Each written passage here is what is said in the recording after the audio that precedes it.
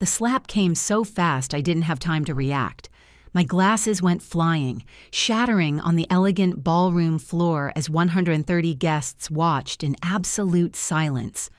My cheek burned, but the pain in my chest was far worse. Megan, my daughter-in-law, had just slapped me on her wedding day because I refused to hand over the keys to my apartment. "That's what you get for being so selfish," she screamed at me in front of everyone. "A woman your age doesn't need so much space." The silence that followed was deafening. No one moved to help me as I crouched down, trembling, to pick up my broken glasses. Some guests looked away, uncomfortable. Others whispered among themselves. But no one, absolutely no one, dared to defend the poor old mother-in-law who had just been publicly humiliated. My son Brandon stood motionless, his gaze fixed on the floor as if I were invisible.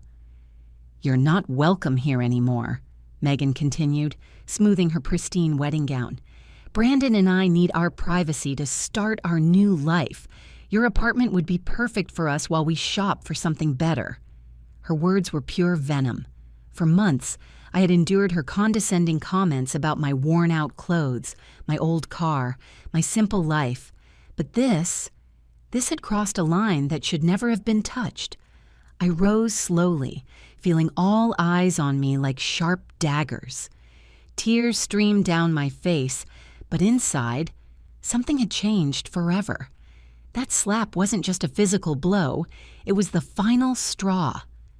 My name is Eleanor Hughes. I am 68 years old, and what happened next would change everything. But before I tell you what I did, I need you to understand something important about me. For years, I had kept a low profile, living with humility and discretion. I had secrets no one, not even my own son, knew about. To the outside world, especially to Megan, I was just a middle-class widow living on a fixed income. I worked at a small flower shop 3 days a week. I drove a 10-year-old car. I bought my clothes at discount stores. But that's exactly the image I had carefully cultivated for decades. What none of those people looking at me with pity knew was that my husband William had not been the simple office worker everyone believed. We had built something extraordinary together, and we had made a conscious decision to live modestly, to keep our true wealth a secret, to protect our family's privacy, a decision that now seemed prophetic. As I walked out of the ballroom, the guests' conversations followed me like a toxic cloud. "Poor thing, she looks so fragile," whispered Megan's aunt. "The bride is right. That woman can't take care of herself anymore," added Brandon's cousin. "She should be in a retirement home, not living alone," another guest commented with false compassion. Each word was like acid pouring on open wounds. "Now, before I continue, I want to ask you something. Have you ever been treated like you were invisible, like your feelings didn't matter? If this story is resonating with you, please hit that subscribe button and leave a comment telling me where you're watching from. I read every single comment, and your support means the world to me. Now let me tell you what happened next. I walked to my car with determined steps, my hands trembling as I fumbled for my cell phone. I dialed a number I knew by heart, a number I hadn't used in over a year because I had naively hoped it would never be necessary. "David, it's Eleanor. I need you to come to the Royal Oaks Ballroom immediately. Yes, right now. Bring the documents you know about. It's time for them to know the truth." My voice trembled, but there was a firmness in it I hadn't felt in a long time. "Are you sure, Mrs. Hughes?" David asked with his professional but concerned voice. "Once we do this, there's no turning back." I glanced back at the ballroom one last time where I could see Megan laughing with her friends, likely telling them how she had put her useless mother-in-law in her place. Brandon was by her side, smiling weakly, showing not a single ounce of remorse for what he had just witnessed. "Completely sure," I replied. 30 minutes, David. No more." I hung up the phone and sat in my old sedan, waiting for 30 minutes that would change their lives forever. 30 minutes for them to discover they had made the biggest mistake of their lives by humiliating the woman who had secretly been taking care of them more than they could ever imagine. While I waited, memories of the past 2.5 years flooded my mind. It had all started when Brandon came to my apartment with that nervous smile I knew so well from when he was a boy. "Mom, I want you to meet someone very special," he had told me, and there she was, Megan. With her perfectly styled hair, her designer clothes, and that smile that didn't reach her eyes. From the very first moment, I knew something wasn't right. The way she looked at my apartment, evaluating every corner with thinly veiled disdain, told me everything I needed to know about her intentions. "How cozy," she had murmured as she looked at my second-hand furniture. Her tone suggested the opposite. Brandon, completely blinded by what he believed was love, didn't notice the condescension in her voice. That first dinner had been a silent disaster. Megan barely touched the food I had lovingly prepared, claiming she was watching her figure. When I asked about her family, she gave evasive answers, but not before asking me about my financial situation with alarming curiosity. "And how do you manage on a widow's pension, Eleanor? It must be hard to get by on so little money," she had said with fake concern. What Megan didn't know was that I had been observing her as much as she had been observing me. Over the following months, I began to notice patterns that put me on high alert. Every time they visited, she would make comments about how outdated everything was, about how I deserved something better in my golden years. But her eyes always lingered on the details that really mattered: the prime location of the building, the panoramic view from my balcony, the size of the rooms. One day, while Brandon was in the bathroom, I heard her speaking softly on the phone in my kitchen. "Yes, Mom. His mom's apartment is in a super expensive area. If I can get her to move to a smaller place, we could stay here until we have our own place. She's so naive, she'll probably even thank us for helping her." My blood ran cold, but I didn't say a word. I filed that information away, adding it to the growing file of evidence I was mentally compiling about this woman who was about to marry my only son. The humiliations had escalated gradually over the months. First, it was the comments about my clothes. "Eleanor, don't you have anything more modern to wear?" Then it was about my car. "That car is so old. It's dangerous for you to drive that." Next, it was my part-time job at the flower shop. "I don't understand why a woman your age is still working instead of relaxing." Each phrase was a small poison dagger stabbing at my self-esteem. But the worst part, the part that broke my heart into a million pieces, was watching my son transform. The Brandon I had raised, the boy who used to bring me wildflowers from the garden and tell me I was the best mom in the world, had disappeared.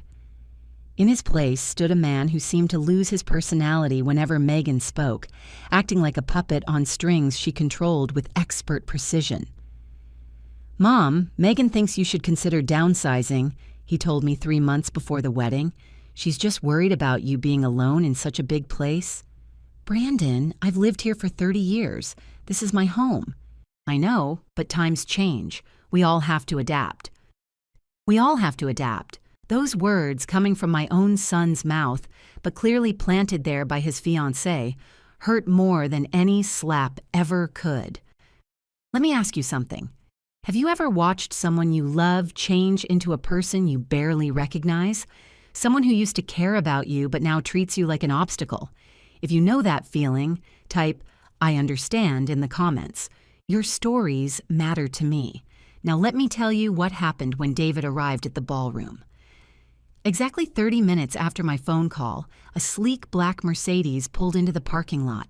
David stepped out, impeccably dressed in a dark suit, carrying a leather briefcase that contained documents that would shatter every illusion Megan had built. David wasn't just any financial advisor. He was one of the most respected wealth managers in the state, and he had been handling my family's affairs for over 20 years. "Are you ready, Mrs. Hughes?" he asked, his voice calm but serious. I nodded. "Let's go."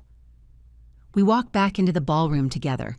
The music was still playing, guests were still dancing, and Megan was holding court at the head table, basking in the glow of her perfect wedding day. When she saw me return, her face contorted with annoyance. "I thought I told you to leave." she said loudly enough for nearby guests to hear. "Can't you understand simple instructions? Is your memory going too?" Some guests laughed nervously. Brandon looked at the floor. "Actually," I said, my voice steady for the first time all evening, "I came back because there's been a misunderstanding, and I think it's time to clear it up." Megan rolled her eyes. "What misunderstanding? That you're a selfish old woman who won't help her own son? Everyone here saw what happened." "Yes," I agreed. "Everyone saw you slap me because I wouldn't give you the keys to my apartment. But what they didn't see, what no one here knows, is why that apartment and everything else you've been coveting will never be yours." I turned to David. "Please proceed." David stepped forward and addressed the room with the authority of someone accustomed to handling delicate situations. "Ladies and gentlemen, I apologize for the interruption. My name is David Chen, and I am the financial advisor for the Hughes Family Trust.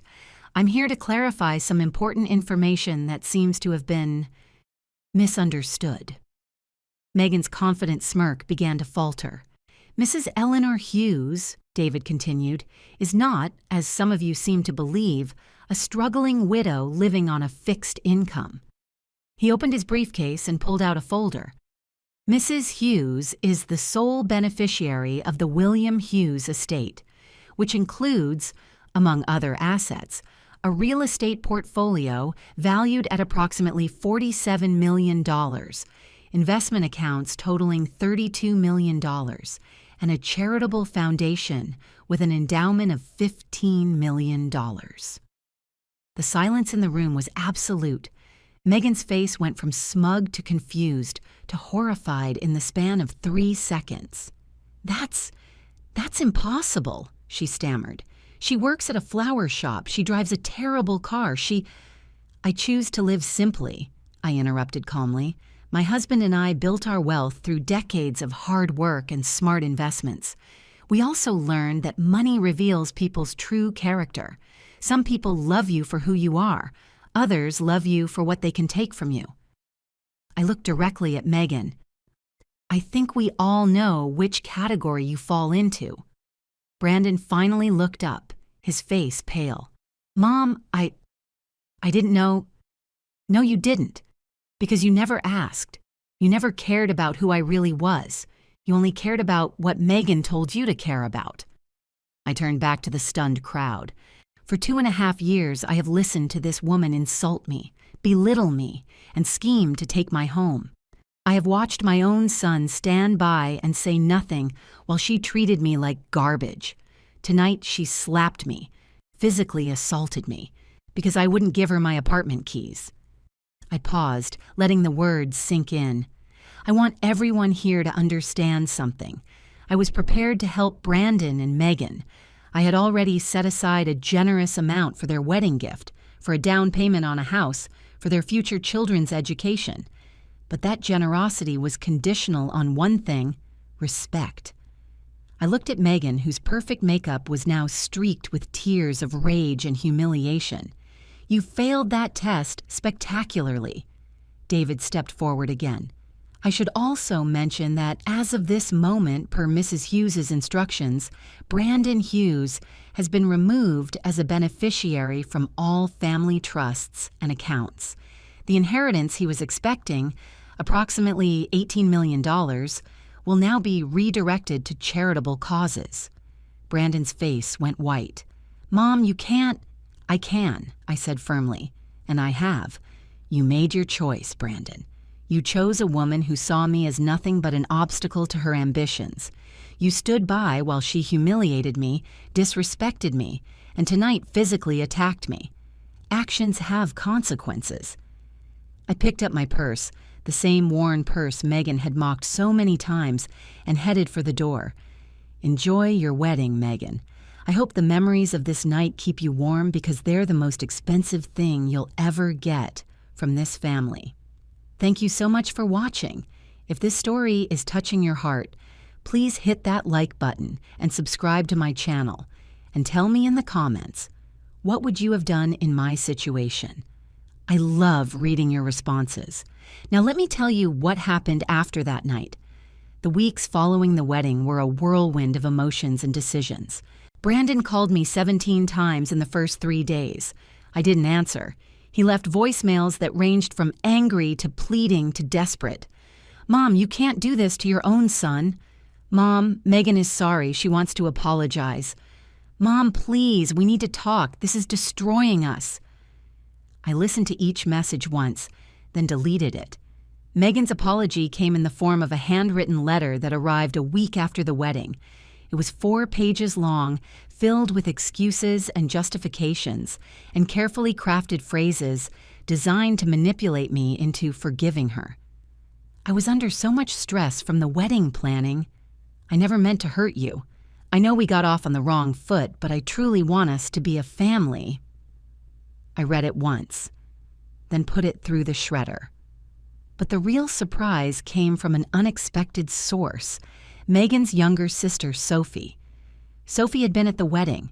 She had witnessed everything, and unlike everyone else in that room, she had been horrified by what she saw. She tracked down my phone number through a mutual acquaintance and called me 2 weeks after the wedding.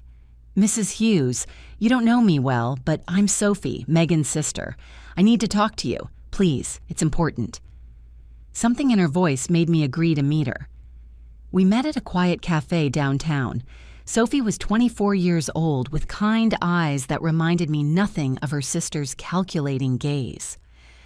"I want to apologize for what my sister did," she began, her hands wrapped around her coffee cup. "I've watched her manipulate people my whole life, but what she did to you at that wedding was beyond anything I've ever seen." "Why are you telling me this?" I asked carefully. "Because someone needs to, and because—" She hesitated. "Because I found something you should know about." She pulled out her phone and showed me a series of text messages between Megan and their mother.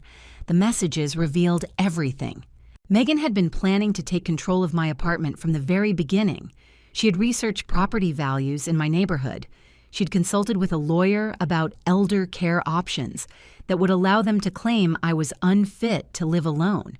She'd even discussed the possibility of having me declared mentally incompetent so they could gain power of attorney over my finances. "She didn't know you were wealthy," Sophie explained. "She thought you were just a regular old lady with a nice apartment.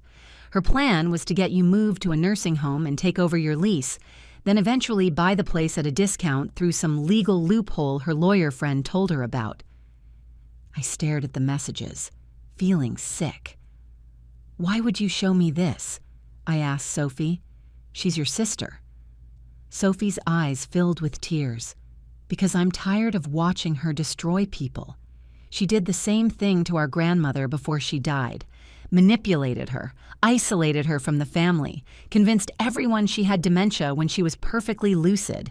By the time Grandma passed, Megan had already transferred most of her savings into her own account." She wiped her eyes. "I was too young to do anything then. I'm not too young now." That conversation with Sophie changed everything. Not only did it confirm what I had suspected about Megan, but it also gave me a new purpose. If Megan had done this before to her own grandmother, how many other elderly people were being victimized by family members who saw them as nothing but ATMs with expiration dates? I decided to use my resources for something meaningful. With David's help, I established the Hughes Foundation for Elder Dignity, dedicated to protecting seniors from financial abuse by family members. We provided legal assistance, counseling services, and emergency housing for elderly people who had been exploited by the very people who should have been protecting them. The foundation launched 6 months after the wedding, and within a year we had helped over 200 families. But the most surprising development was Sophie herself. After exposing her sister's schemes, Sophie found herself cut off from her entire family. Megan convinced their parents that Sophie had betrayed them, and they stopped speaking to her entirely. Alone and struggling, Sophie reached out to me again. "I don't know what to do, Mrs. Hughes. I lost my family because I did the right thing." "Then you'll find a new one," I told her. Real family isn't always about blood. It's about the people who show up for you when it matters. I offered Sophie a job at the foundation, where her first-hand knowledge of family manipulation tactics proved invaluable. She became our lead counselor, helping other victims recognize the warning signs she had seen in her own family. A year after the wedding, Sophie moved into the apartment next door to mine. She had become the daughter I never had, kind, honest, fiercely protective of vulnerable people. "Aunt Eleanor," she told me one evening over dinner, "you taught me that sometimes real family doesn't come from blood. It comes from those who choose to respect you unconditionally." I want to pause here and ask you something important. Do you have people in your life who truly respect you, who show up for you without wanting something in return? Hold on to those people. They're the real treasures in life. If you're enjoying this story, please subscribe and share it with someone who needs to hear it. Now let me tell you about Brandon. 2 years have passed since that wedding night. Brandon contacted me exactly 3 times during this period. The first time was 6 months after the wedding, when apparently some of his co-workers saw a news story about the foundation and started treating him differently. He called to complain that I had embarrassed him. I didn't respond. The second time was when his son Oliver was born 14 months ago. He sent a text message, not even a phone call, informing me I was a grandmother. I sent a card and a check for the baby, but I didn't visit. I couldn't trust that any interaction wouldn't be used as ammunition against me. The third time was 3 months ago, when Megan left him. She took the baby and half of their possessions. Apparently, once she realized there was no inheritance coming, she found someone else, a wealthy divorce attorney she had met through mutual friends. Brandon called me, sobbing, asking for help. "Mom, I have nothing. She took everything. I need money. I need a place to stay. Please, I'm your son." For a moment, just a moment, I felt my resolve weaken. This was my child, the boy I had raised, loved, protected for decades. But then I remembered the slap. I remembered his silence. I remembered all the times he had chosen Megan over me. "Brandon," I said quietly, "I'm sorry you're hurting, but I am not your safety net anymore. You made choices. You're living with the consequences. Mom, please, your pride is more important than your own grandson?" "My dignity," I replied, "is exactly as important as my grandson, and I hope that one day he learns that lesson better than you did." It was the first time I had ever hung up on my son, and it was strangely liberating. The topic of Oliver, my grandson, is the only one that can still make me cry. He is 14 months old and doesn't know me. When Megan left, she took all the family photographs, including the few I had of him. I have created a trust fund for his education, administered by David, that will be available when he turns 18, regardless of what relationship we have by then. Maybe, Sophie tells me, when Oliver is older, he will seek his own answers about what happened in his family. Maybe he will find the courage to get to know his grandmother for himself. I hope so. I really do. What surprises me most about these 2 years is how much my physical and mental health have improved. During the last years of enduring Megan's abuse, I had developed chronic insomnia, constant headaches, and anxiety that kept me in a permanent state of alert. Now, my doctor says my test results show the stress levels of a woman 10 years younger. "Eleanor," Dr. Martinez told me during my last checkup, "it's impressive how the body responds when we eliminate sources of toxic stress. Your blood pressure is perfect. Your sleep is restorative. Even your posture has improved." She's right. I walk more upright now. My voice sounds firmer. My hands no longer tremble when I make important decisions. The flower shop where I worked closed a year ago, but I found a new passion in the community garden I helped establish in my building. I teach other seniors about medicinal plants and organic growing techniques. It's an activity that connects me with the earth, and with people who appreciate wisdom instead of seeing it as obsolescence. My life at 70 is richer, more meaningful, and more authentic than it was at 68. I have learned that the end of a toxic relationship is not a loss, it's a liberation. I have discovered that true family is chosen as much as it is inherited, and I have proven that it is never too late to write a new chapter in your own story. Reflecting on everything that has happened, I understand that my story doesn't have the traditional happy ending where the whole family reconciles and lives happily ever after, but it has something better. It has authenticity, reclaimed dignity, a purpose that transcends my personal pain. I have learned that sometimes the greatest demonstration of self-love is to walk away from those who insist on hurting you. If I could send a message to the past, to the Eleanor who walked into that wedding ballroom 2 years ago, I would say, have courage. What is about to happen will be painful, but on the other side awaits a life more authentic than you ever imagined possible. Peace awaits you. The peace that comes from knowing you will never again allow anyone to treat you as if you are disposable. Tonight, as I finish sharing my story with you, I look toward the future with renewed hope. Tomorrow, I have a meeting with legislators to discuss new laws protecting seniors from family financial abuse. Next week, I'm inaugurating the Foundation's 3rd Regional Center. Next month, I begin filming a documentary series on this topic that will be broadcast nationally. My name is Eleanor Hughes. I am 70 years old, and I have finally learned that the most important person I have to love and protect is myself. Some people might think this story is sad. A mother estranged from her only son, a grandmother who doesn't know her grandchild. But I don't see it that way. I see it as a story of awakening, of finally understanding the difference between love and obligation, between family and manipulation, between giving and being taken advantage of. Brandon made his choice when he stood silent while his wife slapped me. Megan made her choice when she saw me as nothing but an obstacle to her ambitions. And I made mine when I finally chose myself. If you're watching this and you recognize yourself in my story, if you're the one always giving, always sacrificing, always being told you're not quite enough, I want you to know something. You are enough. You have always been enough. And you don't have to accept abuse from anyone, not even family.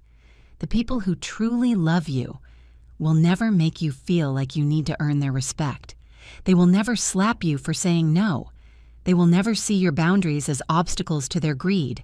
And if they do, then they've shown you exactly who they are. Believe them and choose yourself. Thank you so much for watching my story. It means more than you know that you stayed until the end. Now I want to hear from you. Have you ever had to set difficult boundaries with family members? Have you ever been treated like you were invisible by people who should have loved you? Share your story in the comments, not for sympathy, but so others who are still in their storm can see that peace is possible. Your story matters. Your voice matters. You matter. Please hit that subscribe button and the notification bell so you don't miss my next story. And share this video with someone who needs to hear it today. More of my most gripping stories are already on your screen. Click one now and don't miss the best part. You'll love it. See you in the next one. With love and respect, Eleanor. Epilogue. 1 year later, it's been exactly 3 years since that wedding night. 3 years since a slap across my face became the catalyst for the most important transformation of my life. I'm sitting on my balcony now, watching the sunset paint the sky in shades of orange and pink. Sophie is in the kitchen, preparing dinner. I can hear her humming softly, a habit she picked up from me over the years we've spent together. Last week, something unexpected happened. I received a letter. Not from Brandon. I've learned not to expect anything meaningful from him anymore. This letter was from Oliver's daycare teacher. Apparently, Megan had listed me as an emergency contact years ago, back when she still thought I might be useful to her. She never bothered to update the information after everything fell apart. The teacher wrote to inform me that Oliver had been asking questions. Questions about his other grandmother, the one he'd seen in a photograph his father still kept hidden in a drawer. He's a curious child, the teacher wrote, bright and kind. I thought you should know. I cried when I read that letter. Not tears of sadness, but tears of hope. Maybe someday when Oliver is old enough to understand, he'll come looking for answers. And when he does, I'll be here, ready to tell him the truth, not to poison him against his parents, but to show him that setting boundaries isn't cruelty, it's survival. The foundation has grown beyond anything I imagined. We now operate in 12 states. We've helped over 2,000 families.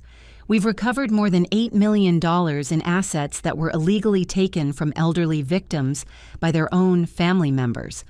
Last month, the governor signed a new bill, the Elder Dignity Protection Act, that we helped draft. It creates stricter penalties for family members who financially exploit seniors and provides more resources for victims to fight back. They asked me to speak at the signing ceremony. Standing at that podium, looking out at a crowd that included legislators, advocates, and survivors, I thought about the woman I used to be, the woman who stayed silent, the woman who accepted disrespect because she thought that's what mothers were supposed to do. That woman is gone. In her place stands someone who has learned the hardest lesson of all. Love without respect isn't love. It's exploitation wearing a familiar face. Brandon sent me a birthday card last month. It was the first communication from him in over 8 months. Inside, he'd written, "Mom, I'm sorry. I know I can't undo what happened, but I want you to know I think about you every day. I hope someday you can forgive me." I read it several times, trying to feel something. Anger, hope, sadness, anything. What I felt was peace. I wrote back a simple response. "Brandon, I forgave you a long time ago. Forgiveness was for me, not for you. But forgiveness doesn't mean restoration. Some bridges once burned can't be rebuilt. I wish you well. I hope you find the peace I've found. But I cannot be the mother you want me to be anymore. That chapter is closed." I don't know if he understood. I don't know if he ever will. But I meant every word. Sophie got engaged last month. Her fiancé, Michael, is a social worker we met through the foundation. He's kind, patient, and treats her the way everyone deserves to be treated, with respect and genuine affection. They've asked me to officiate the wedding. "You're the closest thing to a mother I have," Sophie told me, tears streaming down her face. "You showed me what real family looks like. I can't imagine anyone else standing up there with us." I said yes, of course. The wedding is planned for next spring in the community garden I helped create. We'll be surrounded by flowers I planted, friends who became family, and the proof that beautiful things can grow from the darkest soil. Sometimes I wonder what William would think of all this. My husband was a quiet man who believed in actions over words. He built his wealth through decades of patience and smart decisions, never seeking recognition or praise. I think he would be proud, not of the money. He never cared much about that. But proud of how I've used it. Proud of the lives we've changed. Proud that his legacy became something meaningful instead of just numbers in a bank account. I keep his photograph on my nightstand. Every morning I say good morning to him. Every night I tell him about my day. It might seem silly to some people, but it keeps him close. And in the quiet moments when the world is still and I can almost feel his presence beside me, I know that everything happened exactly as it was meant to. The slap that was supposed to break me became the moment that set me free. The son who chose greed over love became the lesson that taught me my own worth. The daughter-in-law who saw me as an obstacle became the catalyst for a foundation that has helped thousands. Every painful moment led somewhere beautiful. That's what I want you to remember, whoever you are, wherever you're watching from. Your pain has a purpose. Your struggles are shaping you into someone stronger. The people who try to diminish you are actually revealing how bright your light truly is. Don't let anyone convince you that you're less than you are. Don't let anyone slap you into silence. And don't ever forget that the most important relationship you'll ever have is the one you have with yourself. Protect it fiercely, honor it daily, and never ever apologize for choosing your own dignity over someone else's comfort. My name is Eleanor Hughes. I am 71 years old, and I am finally, completely, unapologetically free. Thank you for being here with me. Thank you for listening. Thank you for caring. Now go out there and write your own story of freedom. You deserve it. We all do. See you in the next one, my friends. Until then, take care of yourselves and each other. With all my love, Eleanor.